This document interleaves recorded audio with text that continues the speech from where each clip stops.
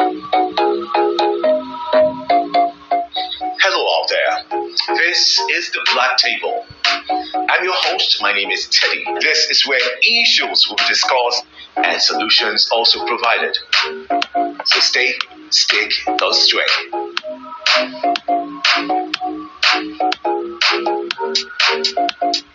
Welcome to the Black Table. He was there, but not as much as the That's what I'm saying now. So when you're comparing the ratio, yeah. So if the first one was 80%, What's wrong with you? this one is what? What's wrong with you? I want to know. What's doing? We are talking. I'm not asking you the question. No. Let's say the first time was 110%. No, it's 100%. It's only Okay. more than 100%. Oh yeah, let's say 100%. Okay. So maybe this one is like 70. Okay. You get, so look at, there's still a drop. Yes, a 30% drop. There's still that 10%. You want to tell me that you were as excited as the first time? Are you asking me?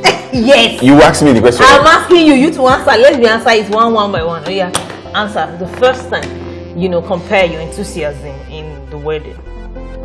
For me, I think the first one, the enthusiasm was 100%. This second time, the enthusiasm is 100%. I'm telling you. Enthusiasm for me never dropped. I'm begging, go sit down. Your wahala is too much. Long story short, there's no wahala. There's much wahala. Can you imagine? That's what she's saying is wahala. Can you imagine? Yes, it is. I'm making her a better woman. Because me, all I want to do is live a soft life.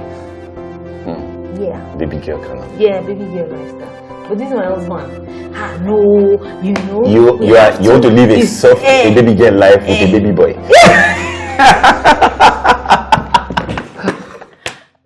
Hi guys, welcome to Lara and Teddy. Yeah, so today we're going to be and Mrs. Okay.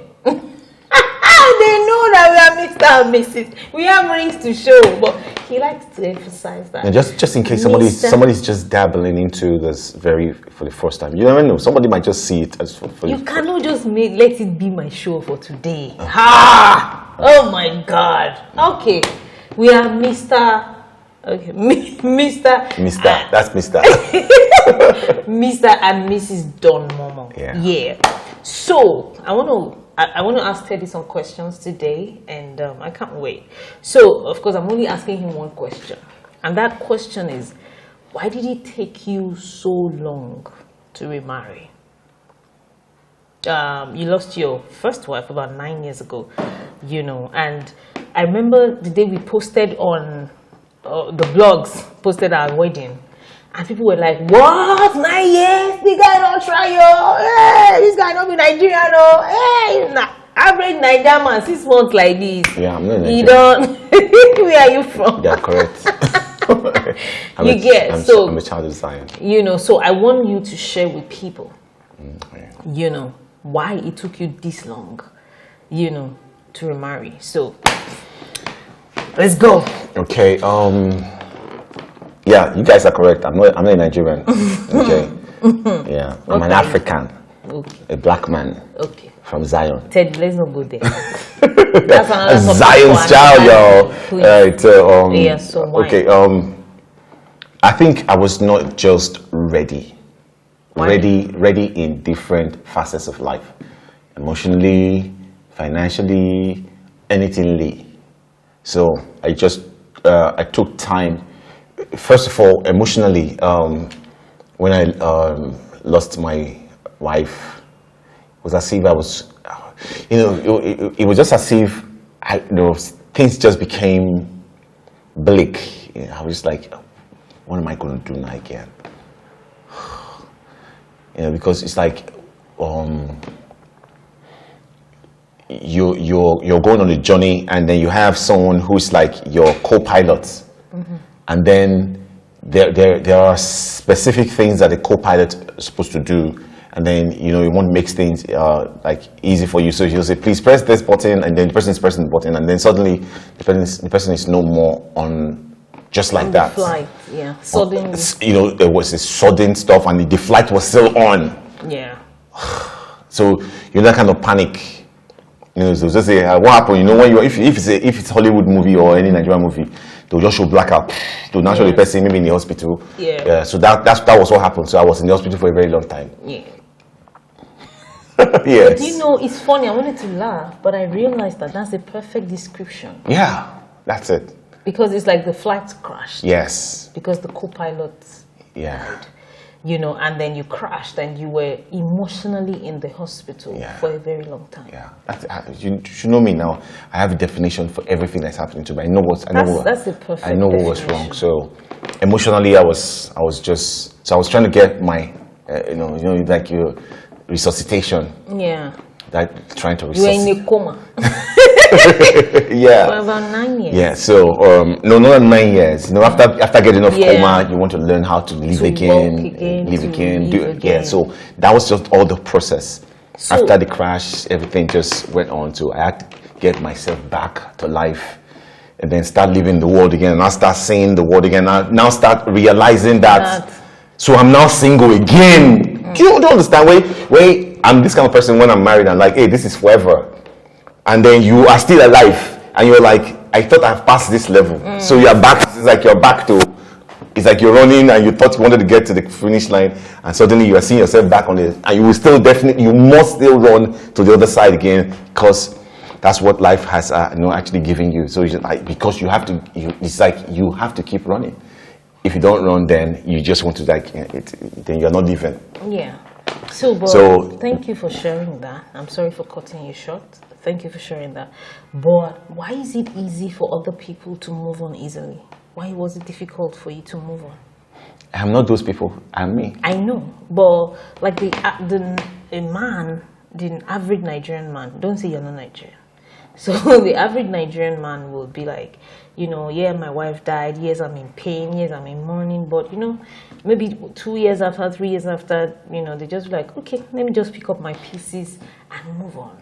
Why was that such a hard task for you? That depends on the crash. Okay. If you're running and then you fall and then you had just more bruise, they'll put. Do you understand now? So it now depends on the crash. It now depends on the level of the crash, and the level of the crash has to do with the level of how you love. I was going to say that. Yeah. So you're saying now that the reason for your emotional breakdown was because of the high level of love. Yeah, because this is somebody like, it's like you gave somebody your heart, one part of your heart, or you gave the person your heart, and then the person took your heart away. Wow. And then you're like, where is my heart? Where is my heart? And then no question, and then you are still alive. So you just like, you pray to God, please, God, please help me. So that was what happened. To get my heart back, and then now to start living the real world again, now start facing the reality that you're now alone. You're not alone, and then you have to start loving again. So getting the heart back again with, trying to now love somebody again. It was just long. Yeah. So you were saying it's long. For me, it was just like it's now that I'm knowing that. So it's even 9 years. Yeah. For me, it was just like I'm living every day, and so there was no time. Mom was just that I was just living, so I didn't know. It was just like time stopped, and then suddenly when I realized it was already 9 years. Yeah, but well, you could have known, because I get how you feel on the inside, but there were people trying to hurry you up, telling you, like, your family, your siblings, your friends, that guy, we know, say this thing don't happen now, we know, but you got to move again, you got to start again, you get. So how was all of that for you? It was kind of disturbing that, you guys don't understand, it's something you don't pray for somebody to actually experience, and then there's certain things that I used to say to somebody, like, when my daddy died, my mom too just crashed, and I used to tell you that I wanted to actually, I'm telling you, I wanted to actually hook my mom up, because my mom was so beautiful, so young, and so like, it was. I mean, she's finer than even some sweet 16, some young girls. And I was like, Mom, and then she was just like, I was looking, I said, Mom, look at you, There was actually a lady I was going out with, and she saw my mom, and she was looking at my mom, was like, this was long before you got married. Yeah, this was long before I got married, so, she was like, look at your mom, your mom even fresh past me. I'm telling you. So I was like, but tracksuit my mom, and they're like, but there's a difference between how somebody looks physically and how somebody looks emotionally. Yeah. She was looking beautiful physically, but emotionally she was gone, and eventually that was what took her away. Yeah. So I didn't understand that, because I was like, Mom, but I now faced it. So I now, like, there was a particular time I now said, oh my God. So when my brothers and my family were now saying, do this, I was like, oh my God. So this was what mommy actually faced. But thank goodness. While you were also worrying. Yes. So that's it. Wow. But there must have been some girls then. You get, say, after this now an eligible bachelor, fine boy, You know what I'm saying? Guess like you too. What was doing you? You said you only. I was in a war. What was doing you? When did I know you? Okay. We just got to know about 3 years ago, but I'm talking about like 5, 6, 7 years ago. There must have been ladies who must have heard, or what happened, because you were popular, your wife was popular. You get, so they must have want to take advantage at the time. Yeah. The truth of the matter is that there's a difference between emotions and physical. Yeah, physically I might be looking like, oh, this guy, and then definitely I want to interact with people. But in the process of interacting with people, do not say, this guy, won't get emotions already. And that was what a lot of people were saying. So they come close, oh, this guy is attractive. But when they now found out with the way I would behave, how were you behaving? They would say, because I was trying to, like, there are certain things that the people would do, and you were very irritable. Yeah. Did you get irritated easily, or you were not just? Is it because they were? I wasn't feeling anything. That's what I wanted to say. So there was no feeling. Like, is it because they were misbehaving, or you didn't even have feeling at all? There was no feeling. Yeah. There was no feeling, and so since there was no feeling, it was like, okay, checking, just like, let me just walk past. Yeah. So that was how they were just walk past, until somebody came to resuscitate this guy. Hey, Rache, we give it up for. For Lily Guru, I wanna resuscitate. Give me some real CPR. And I woke up, I said, where am I? I'm coming now. This is actually so funny, but do you know it's so true?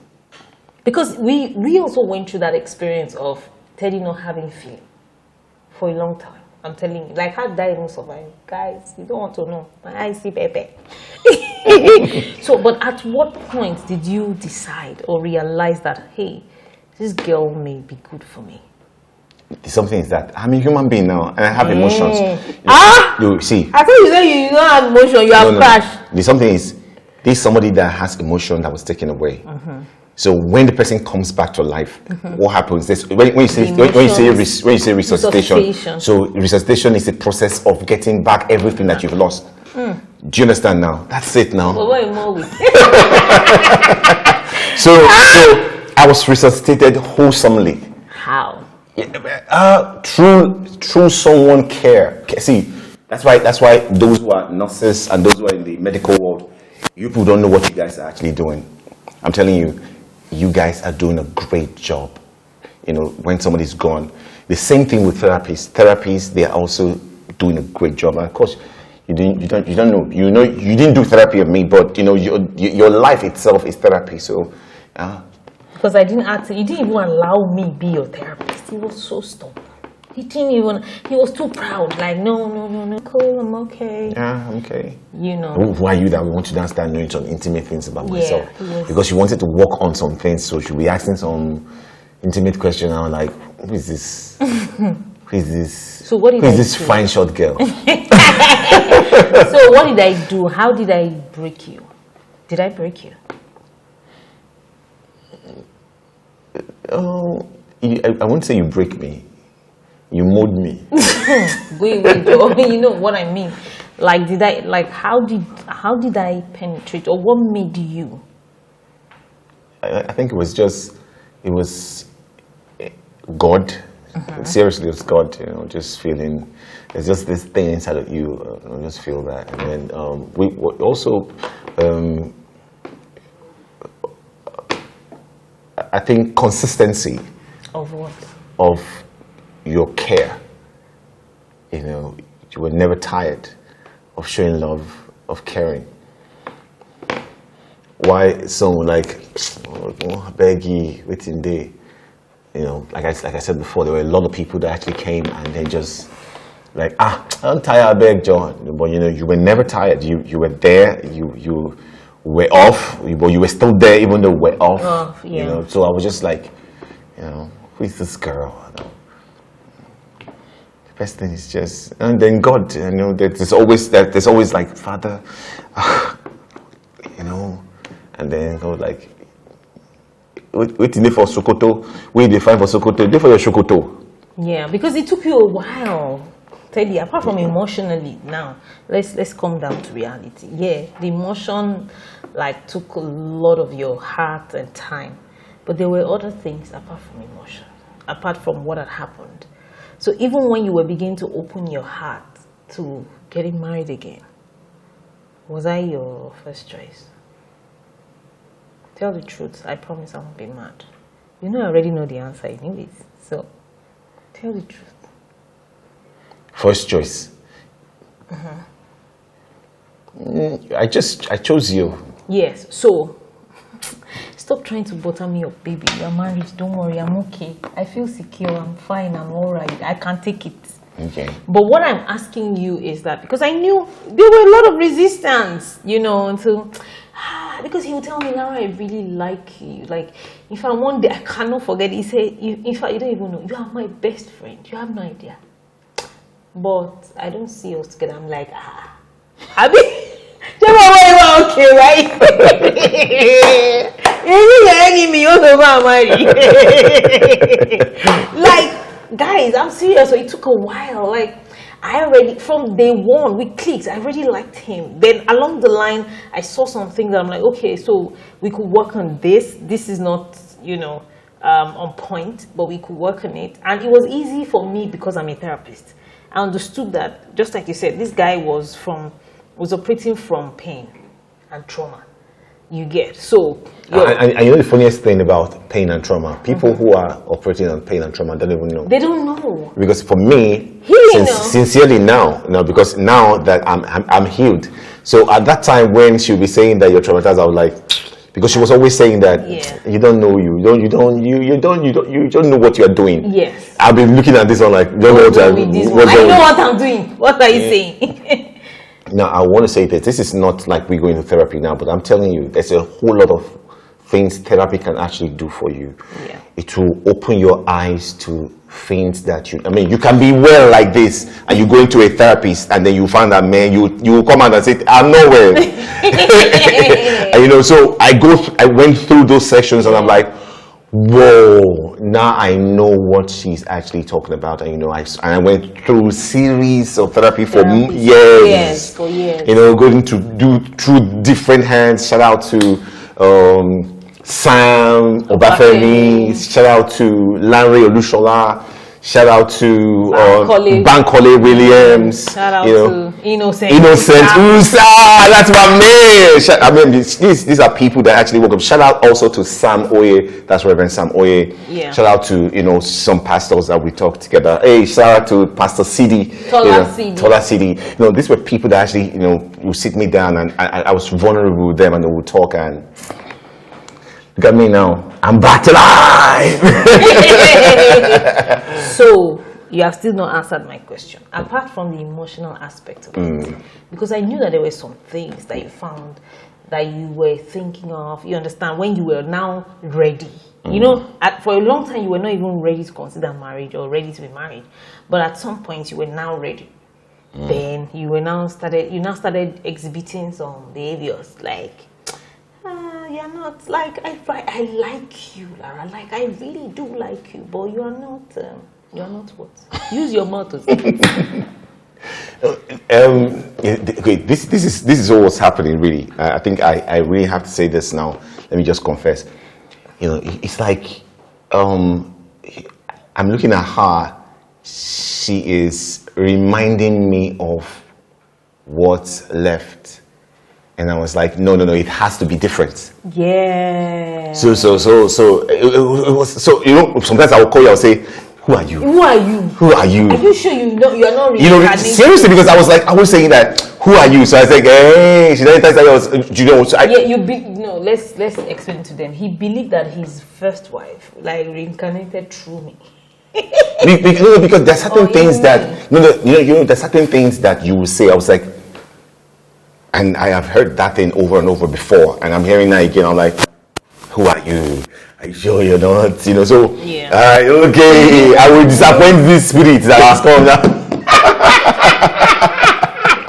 But I could not disappoint the spirit. The spirit still won.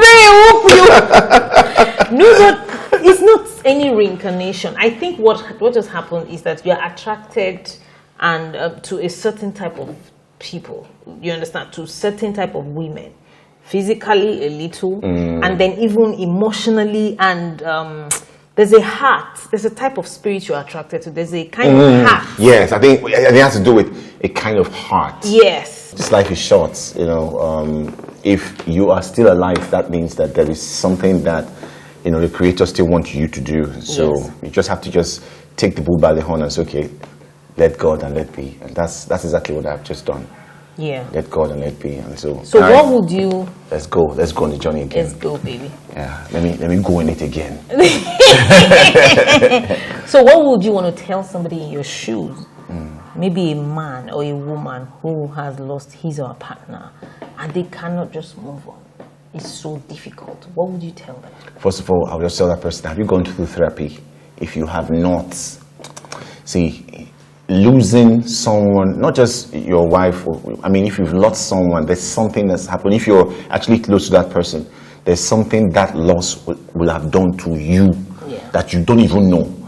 It's only through therapy that you'll find out. So if you've lost anyone, maybe not even just maybe your wife or maybe any person that you're kind of close to, there is something that loss does to a person. And you will never know, not until you go through therapy. So I'll ask that person, please, have you gone for therapy? If you have not, please, all right, please, just enroll for one, anywhere. And of course, she's also a therapist. You might want to even call her, but if you don't want to call her, but just enroll for any therapy, and then you will find out some things that you don't know. I'm telling you, because this life is, if you know better, you do better. All right, it is the knowing that will not help you to do. So I think that's just all I'm just going to say to that person. Therapy would definitely correct a lot of things, and then it's through therapy that you now found that, man, I need to take action. And I think I have done that, and of course that's why I'm acting. So first of all, I'll just urge you to go through therapy, because if I'm saying anything that you don't understand, it's as if I'm talking to somebody who is a professor talking to a kindergarten. He will say, what are you saying? So we cannot communicate right now. So whatever I'm going to say right now, you won't understand. But first of all, what I would say is just go through therapy, and then maybe next you might want to come to ask me, say, okay, so what else can I do? You will find out what to do after the therapy. Wow, I just want to say that I'm so proud of you. I swear, I feel so proud, because this is not the Teddy that I knew in 2019. You understand? You have gone through different phases, and now, like, you would never even be this bold enough to be this vulnerable about your journey. Wow. You wouldn't. Am I vulnerable now? Oh yeah, baby. I didn't know. You're airing it all. Wow. So I think I'm so proud of you. I'm so proud of how willing you became. Because even though we're telling you to go to therapy, if you're not willing, if you're not vulnerable, nothing is going to happen. The therapist is not a magician. The thing is, that willingness to say, I want to go for therapy, it's a step. Because there's so many people like, hey, what is therapy, I beg? But you will be shocked that when you are taking that step, it's like, okay, I'm going to the den. So this is like, okay, whatever it is that they want. And I'm saying this right now. Once you've decided that you want to go for therapy, don't sabotage whatever it is that you're going for. Yeah. Because you know what? Yes, you have too much money to want to waste. Please, whatever it is that you're asked to do is for your good. Just be open, be willing to just do it. Yeah. Because at the end of it, you're the one that will be better off. Yes, that's good. So, thank you, baby. Thank you so much for doing this. Thank you. So guys, do you have any more questions for us? subscribe first, comment, like, share, and then we'll be back with another episode. See ya. Bye for now.